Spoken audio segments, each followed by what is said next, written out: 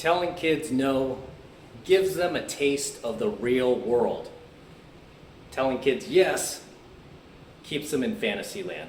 Now, what do I mean by this? What I mean is when you tell kids no, whether they are your own kids, your nephews, your nieces, your cousins, kids in your neighborhood, when you say no to them, you give them a taste of what life is really going to be like when they get older. Okay, you're actually helping to strengthen them, strengthen their will, make them tougher, give them thicker skin. And they're going to need these skills, right? As you probably already know as an adult, right? They're going to be challenged once they get older.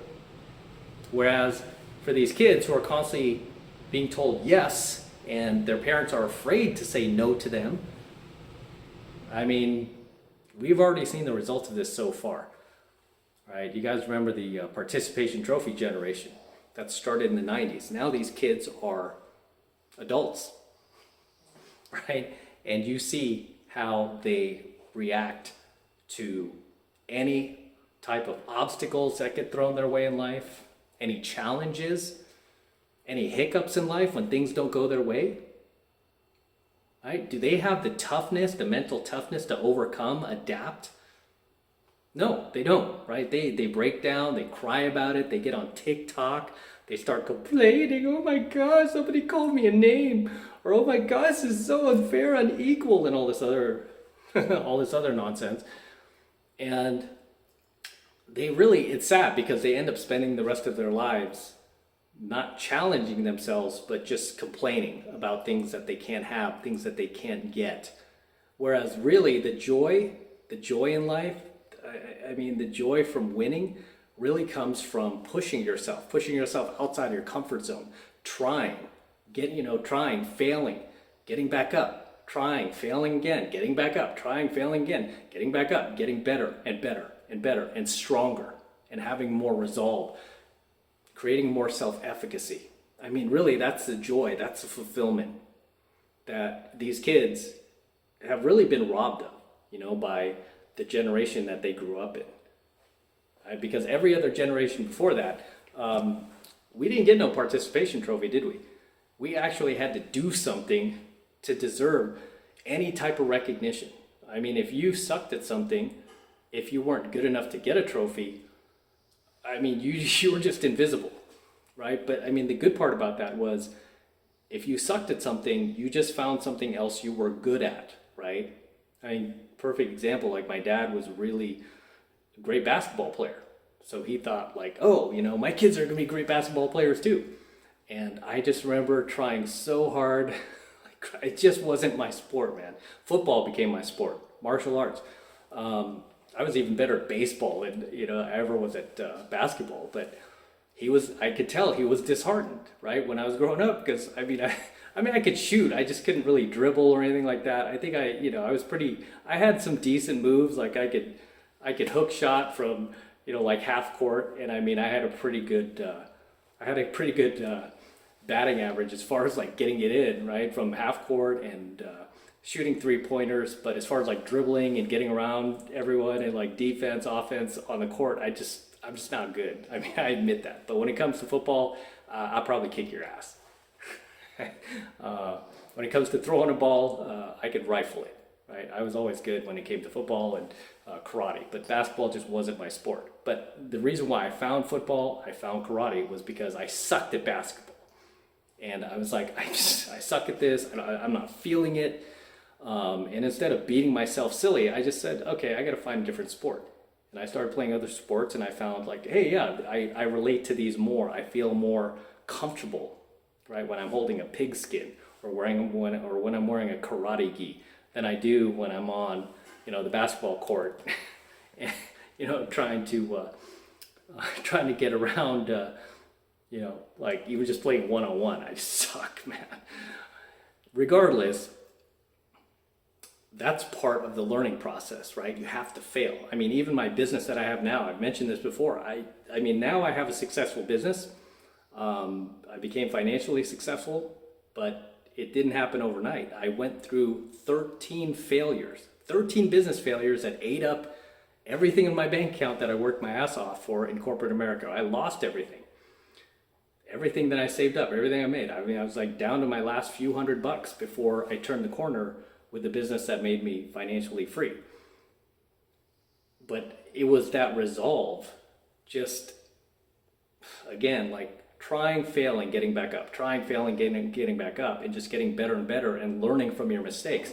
And this is something that an entire generation that started with the millennials are being robbed of. And instead of allowing themselves to fail and then getting back up and seeing what they did wrong and trying to get better, what do? They resort to social media. They start looking for somebody to blame. They start saying that they're oppressed. They start saying it had something to do with their skin color or their gender preference or their gender or their sexual preference. It's always somebody, right? Somebody's always to blame but themselves. And to me, that's the most pussy-ass thing you could do, is just look around at everyone else except yourself, right? Because I never hear these people blame themselves. I never hear these kids like look in the mirror and go, yeah, I could have done this better. Oh, I could have done this, I could have done this differently, right? It's always somebody else's fault. I mean, it really, really just disgusts me when I see that type of reaction to failure, because failure is often a good thing. And I've done videos on failure and why, just as part of your human learning experience, why it's important that you fail in life, because it really does test you. It really does test like how strong you are, how tough you are, and how much resilience you have, right, when you fail. I mean, because I could have easily quit after like the first 2 or 3 failures. When it came to my business, I could have just said like, shit, this isn't working. I better just go back to my job. But I'm like, no, I see what I did the last time wrong. The last business, I could see where I made a mistake. Let me try this differently with the next one. And then the next one came along. I'm like, okay, I did those 2 things wrong. Let me try this differently instead. And each time it was like I learned more and more and more. I mean, now it's to the point where I could literally create a business out of thin air. And I mean, I could replace the income I have now like that. I mean, it's like that easy. It's like you become a master at your field, whatever that field happens to be, right? So, failure is just part of the process. However, not to get too far off track, it all starts with you really being told no, right? Whether it's your parents telling you no, society telling you no, or the universe telling you no. Like, you're just not good at this. You suck at this. That is usually a sign that you need to move on to something else, or you need to try something else, or you need to pivot and do something differently. Right? But again, this is part of the human learning experience, is when you're told no, when you fail, to get back up, reflect on what you might have done wrong, what you could have done differently, fix it, and then try again. Right? But sadly, most kids today have become so weak and so spineless because they have parents that are raising them to, basically, what do they call the participation trophy generation back then? They called it there was a name for it. They called it the self-esteem movement, right? We got to give these kids self-esteem. If they're not picked, if they're not picked for a certain team, or if they don't get the trophy, we got to make sure they leave feeling good. It's like, no, you want that kid to feel bad. Sure, you're going to feel sorry for that kid, but you want that kid to feel bad. You want that kid to go home like upset, even crying maybe. Right? As hard as it is to see that, like, a child, like going through that, inevitably that is what a child needs to develop. To develop what? Self-efficacy. To develop the strength and the will to persevere. Because when you become an adult, life is going to be tough, right? Life's not easy. Life is going to be tough. And really, the reason why I didn't give up when I went through my 13 businesses is because I was trained growing up to do that, right? I was trained to just not quit. I was trained to constantly pivot. I was trained to constantly adapt and overcome. right? As they say in the Marines, you improvise, you adapt, you overcome. So I was trained to do that, you know, because again, I sucked at basketball. I was like, okay, I'm driving myself crazy here trying to learn how to play basketball and trying to get good. Let me try a different sport and see if I like that better. There go the lights. And that's what I did, and I found one, right? Same thing with my business. I'm like, these 13 businesses just failed. Let me try again and again. And I was determined to do it. And that's what failure does build in you, is determination. That's what being told no builds in you, right? It's kind of like if, you know, you approach a girl, she says, no, not interested. You could either go home and cry about it. Oh, all chicks are bitches. Or you could try, go home and get better, like many of my students do. Right? And this is what I love about teaching pickup so much. This is why I continue to teach it, even though financially I don't have to do it anymore. It's kind of, you know, a drain for me mentally, emotionally, to like take guys out and do cold approach, especially having a girlfriend. You know, I'm sure she doesn't, you know, I mean, she accepts me for doing it, but I'm not like going out there cheating on her. I'm just coaching guys, but still I do it because I love seeing guys improvise, adapt, and overcome. You know, of course we get guys on the program, sometimes they just quit. Oh my God, this is stupid and blah, you know, all this. And I'm like, okay, I can't help you if that's your attitude, right? Because everything starts with your attitude. If that's your attitude, it's like quit, you know, I suck, I'm never gonna get good. You're already done. I need guys with the right attitude.